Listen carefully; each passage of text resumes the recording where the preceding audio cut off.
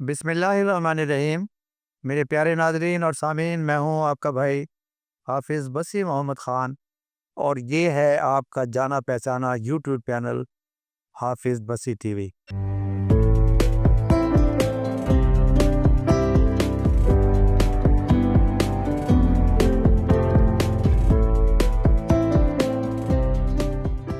ناظرین، سماگ کا اثر انسانوں پر، بزرگوں پر، بچوں پر، جوانوں پر، پریگننٹ خواتین کے اوپر، یہ ہم پہلے ڈسکس کر چکے ہیں اور یہ ڈسکس ہو بھی رہا ہے۔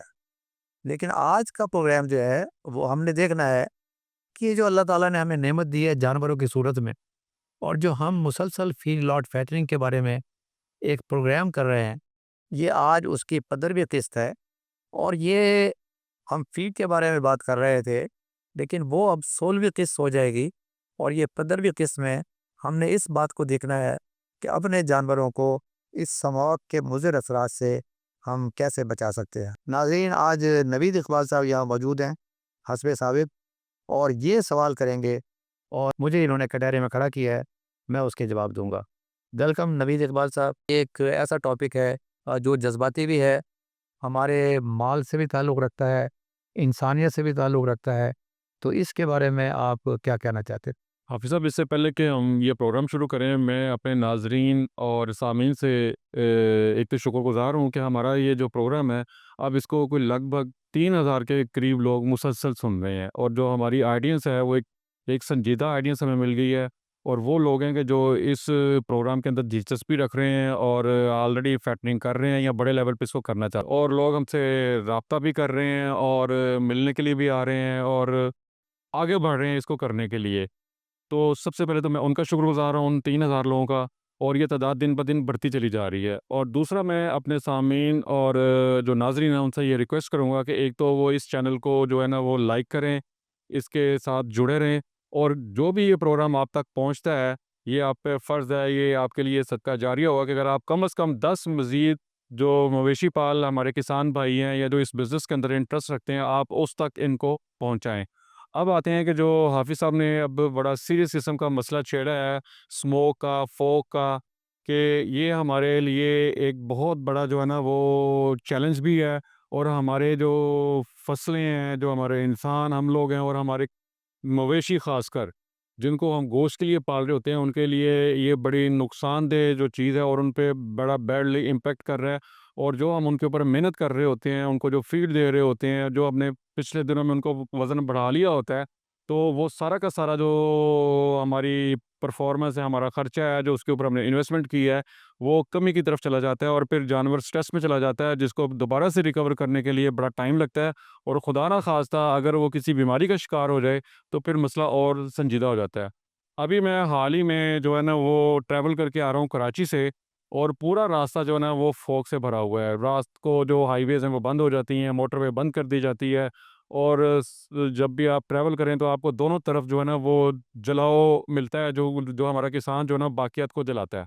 تو اس میں سب سے پہلے میں حافظ صاحب سے آج یہ کوشچن کروں گا کہ یہ جو فوگ ہے، یہ ہمارے کیٹلز کے لیے، چاہے وہ ہم دودھ کے لیے کیٹل رکھے ہوئے ہیں، چاہے وہ گوشت کے لیے ہیں، چاہے وہ ہم نے اس سے مزید بچے لینا چاہتے ہیں، چاہے ہم نے وہ بار برداری کے لیے رکھے ہوئے ہیں، تو اس کا ان کیٹلز کے اوپر کیا بیڈ امپیکٹ آتا ہے، اور وہ کتنی دیر تک رکھتا ہے، اور اس کی بیسک سائنس کیا ہے؟ تھینک یو ویری مچ نوید صاحب، مجھے اس بات کی خوشی ہوئی ہے کہ میں آپ کو ایک کاروباری آدمی سمجھتا تھا، تو آج مجھے پتہ چلا کہ خدا کا خوف بھی آپ کے دل میں، الحمدللہ۔ اور وہ ساری جو ہے، جو ہماری جو ایک چین چل رہی تھی، اس کو توڑ کر ہم نے یہ لنک جو ہے اس کے اندر لگایا ہے۔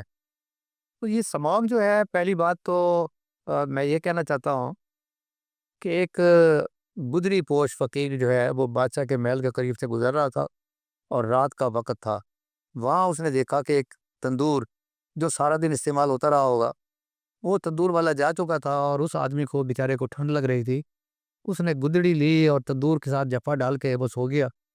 صبح اٹھا اور اس نے بڑے تاریخی الفاظ کہے جو فارسی کے اندر موجود ہے، لیکن میں اردو میں کہوں گا۔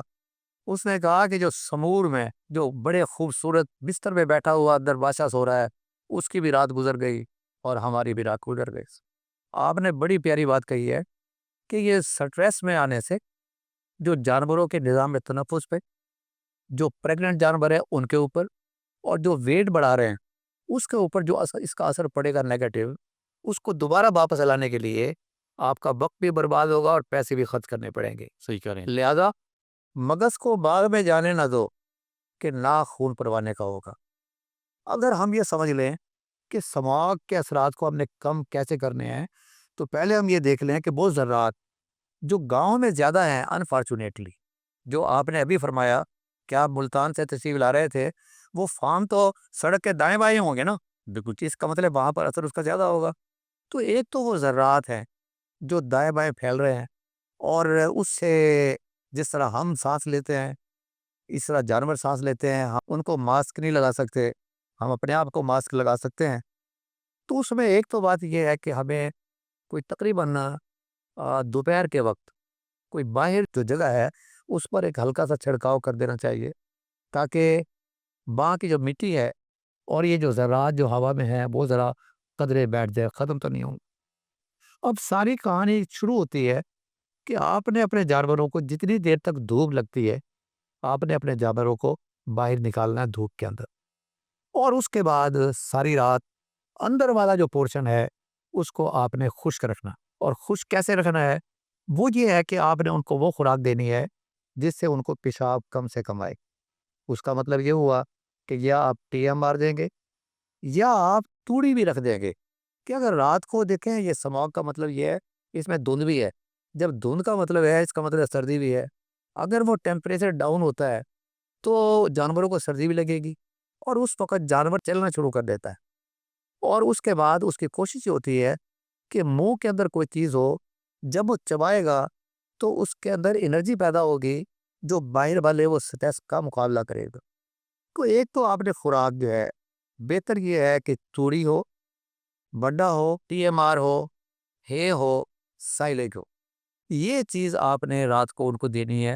سائلیج کی کوشش کرنی ہے دن میں دینا ہے، اور ہے اور ٹی ایم آر کی کوشش کرنی ہے رات کو دینا ہے، تاکہ آپ کو صفائی ستھرائی کی زیادہ ضرورت پیش نہ آئے۔ دوسرا یہ ہے کہ آپ کے دائیں بائیں جو اس وقت پرالی پڑی ہوئی ہے، لوگ آگ لگا رہے ہیں، آپ کسی طریقے سے 2-4 ٹرالیوں کو 8-10 آدمیوں کو ہائر کر کے جتنی آپ اکٹھی کر سکتے ہیں وہ آپ اپنے باڑے کے اندر اکٹھی کر لیں۔ یہ خراب نہیں ہوگی، یہ سڑے گی نہیں، آپ نے اس کے ڈگ لگا دینا ہے، اور اس کے بعد جو جو خشک ہوتے جائے وہ آپ نے بکھیرتے جانا ہے، اور اس کے اوپر پیشاب بھی پڑے گا اور گوبر بھی پڑے گا۔ ان کو بیٹھنے کے لیے جو رات کو فرش ٹھنڈا ہو جاتا ہے، وہ اوپر سے بھی ٹھنڈ، نیچے سے بھی ٹھنڈ، درمیان میں جانور جو ہے اس کا ٹیمپریچر 102۔ اب یہ لڑائی جو ہے یہ اسی صورت میں کم ہو سکتی ہے کہ اوپر سے بھی اسے تحفظ ملے اور نیچے سے بھی اس کو تحفظ ملے۔ تو اس کو جب آپ استعمال کریں گے، اور یاد رکھیں کہ جس پرالی کے اندر یا بچھونے کے اندر پیشاب بھی ہوگا اور گوبر بھی ہوگا، وہ آپ کی فصل کے لیے بہترین چیز ہوگی۔ اب اس میں ایک چیز ہے، وہ آپ نے بتایا کہ نظام تنفس کا۔ اب میرا اگر فارم ہے تو میں نے یہ کرنا ہے کہ شام کو ایک تو ہوتا دھواں، میں دھواں نہیں دوں گا، کیونکہ دھوئیں سے کیا ہوگا کہ مچھر بھاگ جائیں گے۔ میں نے سلفر کی، گندک کی دھوری جو ہے وہ میں نے ایسے جلا کر وہ میں نے پھرنا ہے اپنے شیڈ کے اندر۔ اس کے نتیجے کے اندر میرے جانور جب سانس لیں گے تو جو کچھ گند بلا جو گیا ہوگا وہ اس کے اندر سے باہر نکل چکا ہوگا۔ تیسری بات جس کا میں خیال رکھوں گا وہ یہ ہے کہ پانی جو ہے، میری کوشش ہوگی کہ جب انہیں ضرورت ہو پانی اسی وقت ہی تازہ ملے، اس لیے کہ یہ تازہ اور گرم یہ اصل زیادہ کام کو خراب کرتا ہے، نزلہ زکام کو اور زیادہ تیز کرتا ہے، نظام تنفس کو وہ برباد کرتا ہے۔ ہمارے جانور رکھنے والے لوگ یہ دیکھتے ہیں کہ جو پریگننٹ جانور ہیں اور بچے، ان کو فالج کا اٹیک جو ہے اسی موسم میں ہوتا ہے، رات کے پچھلے پہر 3 بجے کے قریب، جب وہاں کوئی آدمی نہیں ہوتا۔ تو اس کا بہترین طریقہ یہ ہے کہ کوئی آدمی اپنے آپ کو بہترین فارمر نہیں کہلا سکتا اگر اس کے پاس یہ نہ ہو۔ تھرمامیٹر، صحیح کہہ رہے ہیں آپ۔ سو ایک لفظ ہوتا ہے جو آپ کہتے ہیں 5,000، 10,000 اور 20,000۔ اب مجھ جیسا غریب آدمی جس کے پاس 200 ہے تو وہ کوشش یہ کرے گا کہ اپنے جانوروں کو آپ کی نظر سے گزارے گا، اور جس جانور پر شک ہوگا اس کو وہ روک لے گا، باہر جانے نہیں دے گا۔ اب میں نے ہر ایک جانور کا یہ چیک کرنا ہے ٹیمپریچر ٹیمپریچر، اگر تو وہ بالکل ٹھیک ٹھاک ہے، اس نے لڑائی سموک کے ساتھ ٹھیک ٹھاک لڑی ہے، پھر تو کوئی ایشو نہیں ہے، اس کا ہوگا ٹیمپریچر 102۔ اور اگر یہ 100 ہے یا 99 ہے، اس کا مطلب یہ ہے کہ میرے جانور کو سردی لگی۔ اب مجھے اس کا اپائے کرنا، ٹھیک، اس کا ایک اپائے تو ہے کہ میری خوراک جو ہے بالکل ٹھیک ٹھاک ہونی چاہیے۔ دوسرا اس کا علاج ہے کہ میں اسپیشل گڑ اور کالی مرچ، یہ اس قسم کی چیز میں اپنے جانوروں کو دوں ایکسٹرا۔ اور اگر آپ جائیں گے یہ باہر والے جو ایلوپیتھک والے پر، اس صورت میں پھر نیورو بیان کے انجیکشن ہے۔ ابھی انفیکشن نہیں ہے، یہ انفیکشن نہیں ہے، یہ کمزوری ہے اس رات کے مقابلے کی جو سموک کے ساتھ میرا جانور کرتا رہا۔ اب ہم آ جاتے ہیں انفیکشن کی طرف۔ اگر انفیکشن ہے تو پھر یہ ٹیمپریچر بتائے گا کہ جی 103 ہے، 104 ہے، 105۔ اس صورت کے اندر آ کر مجھے سب سے پہلے تو ٹیمپریچر کو ڈاؤن کرنا، وہ جو پہلے میں نے بات بتائی تھی، اگر ٹیمپریچر ڈاؤن ہوا اور میں نے ٹیمپریچر کو اپ کرنا ہے، اس کے اندر موٹی الائچی، یعنی 4 موٹی الائچی، اس کو کوٹ کر گڑ کے ساتھ میں اپنے جانور کو دوں گا، میرے جانور کا ٹیمپریچر 102 پر آ جائے۔ اب یہاں صورت یہ ہے کہ میں نے ٹیمپریچر کو ڈاؤن کرنا ہے، اس کے لیے مجھے ڈائکلو پینیکول کا مجھے انجیکشن لگانا ہے۔ ایٹ دی سیم ٹائم میں نے دیکھنا ہے کہ اگر شام تک یہ نارمل ہو گیا، پھر تو یہ بالکل کلائمیٹک چینج کی وجہ سے اس کے اوپر اثر پڑا ہے، اس کو انفیکشن نہیں ہے۔ لیکن اگر وہ پرسسٹنٹ رہتا ہے، اس کے بعد مجھے اینٹی بائیوٹک کی طرف آنا پڑے گا۔ تو سب سے بڑا کھیل اس کا ہے، یہ دیسی چیزیں آپ کے پاس ہونی چاہیے۔ بہتر یہ ہے کہ اس وقت مسالہ تیار کریں۔ میرے پاس جو مسالے کا ہے وہ یہ ہے کہ میں نے ایک سٹاک لونگ لینی ہے، لونگ، میں نے ایک سٹاک موٹی الائچی لینی ہے، میں نے ایک سٹاک جو ہے کالا نمک لینا ہے، اور میں نے اس کے اندر ایک پاؤ جو ہے گڑ لینا ہے۔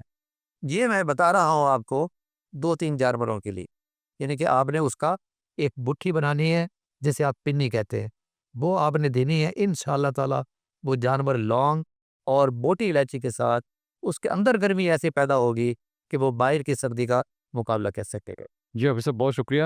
اب ایک میرا چھوٹا سا کوشچن اور ہے کہ ہمارے جو کیٹل ہیں یہ تو سالوں سے سردی کا مقابلہ کرتا ہے، اور یورپ کے اندر تو یہ کیٹل جو ہے یہ برف کے اندر کھڑا ہوتا ہے۔ ہمارے ہاں کولڈ کے ساتھ یا سردی کے ساتھ یا سرد ہوا کے ساتھ ایک چیز اور شامل ہو گئی ہے فوگ کے ساتھ، وہ ہے یہ جو ہماری آلودگی ہے، زہر ساتھ شامل ہو گیا ہے جو اس کے ساتھ ٹریول کرتا ہے اور ان بخارات کے اوپر بیٹھا ہوتا ہے، اور جب کیٹل اس کو سانس لیتا ہے تو اس کے اندر جاتا ہے۔ اچھا، ایک تو آپ نے سردی کا مقابلہ کر بتا دیا کہ اگر کیٹل جو ہے وہ سردی کی وجہ سے انرجی اس کی کم ہو گئی ہے یا سردی کی وجہ سے اس کو انفیکشن ہو گیا، اب اس کے علاج تو آپ نے بتا دیے کہ اس کا یہ علاج ہے، اس کی انرجی زیادہ کیجیے یا اس کا انفیکشن ٹھیک کیجیے۔ اس کے پاس ہمارے پاس دیسی علاج بھی ہے اور ہمارے پاس ایلوپیتھک علاج بھی ہے اس کا۔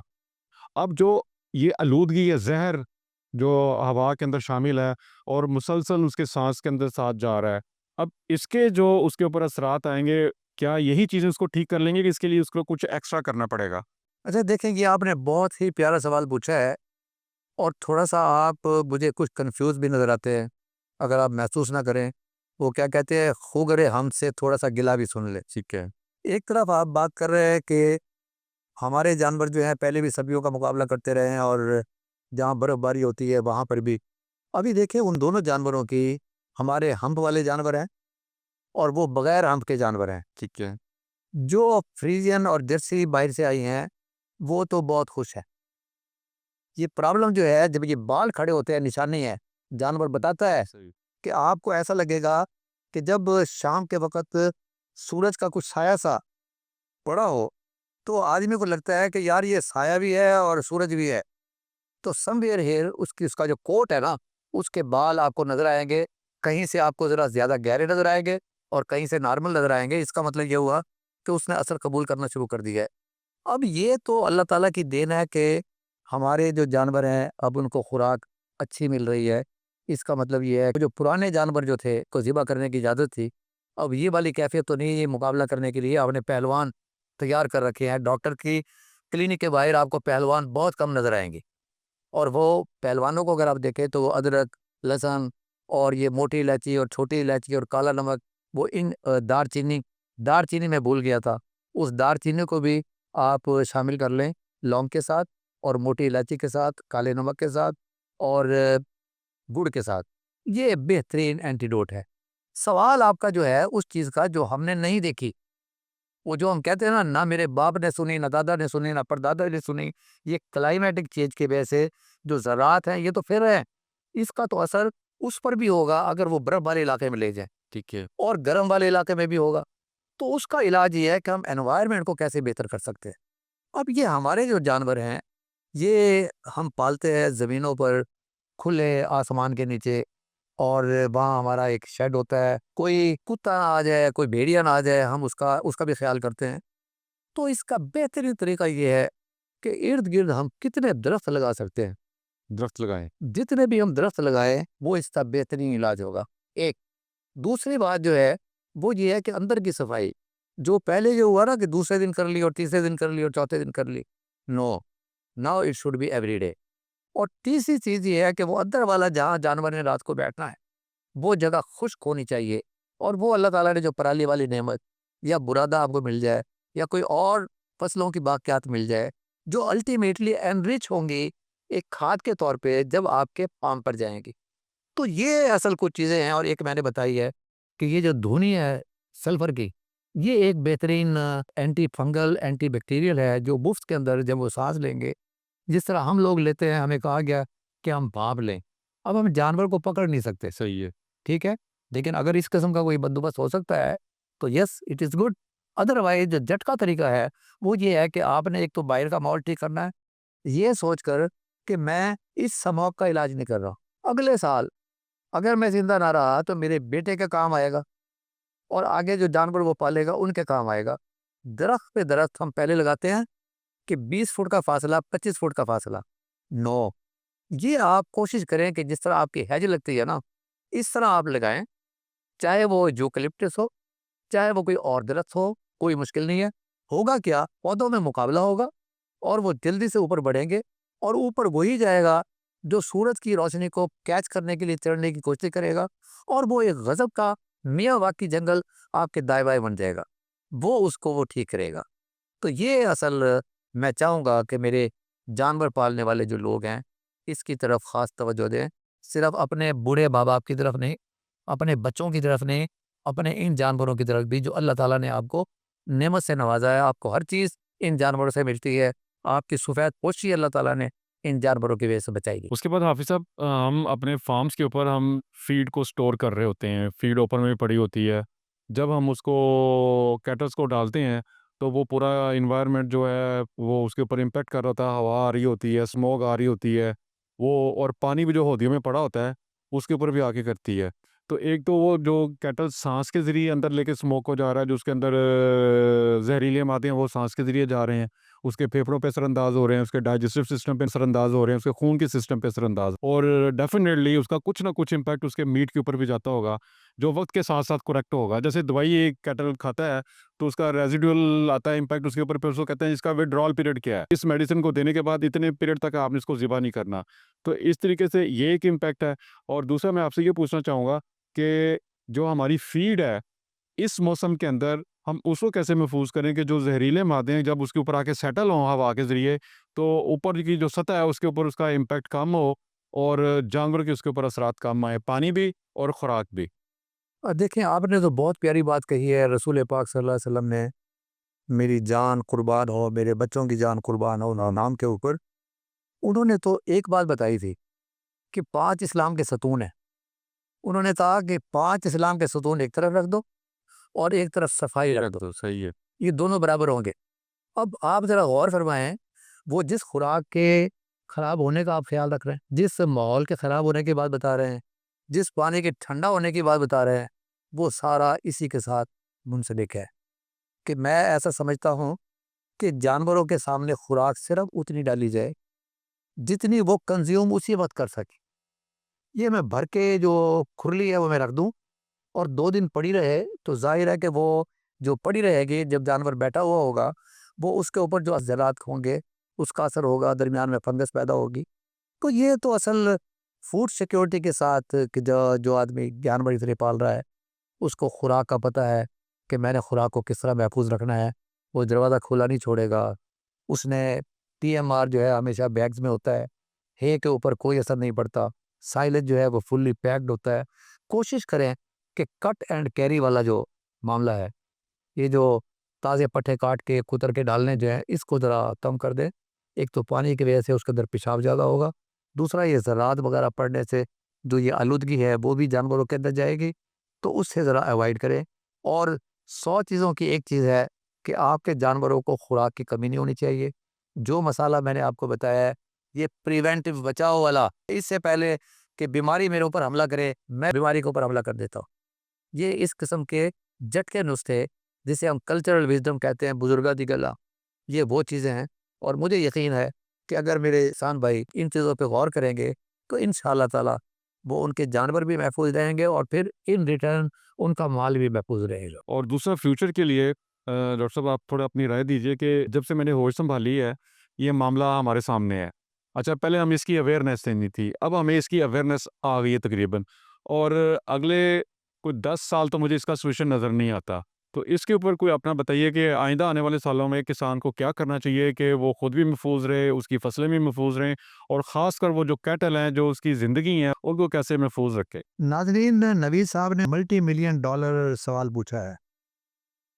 یہ آج جو سموگ ہم دیکھ رہے ہیں نا، یہ کل کو بھی ہوگی، اگلے سال بھی ہوگی، اس سے اگلے سال بھی ہوگی، اور کسی کو نہیں پتا کہ اس سے اگلے سال اس سے شدید ہوگی اور اس سے اگلے سال اس سے زیادہ شدید ہوگی.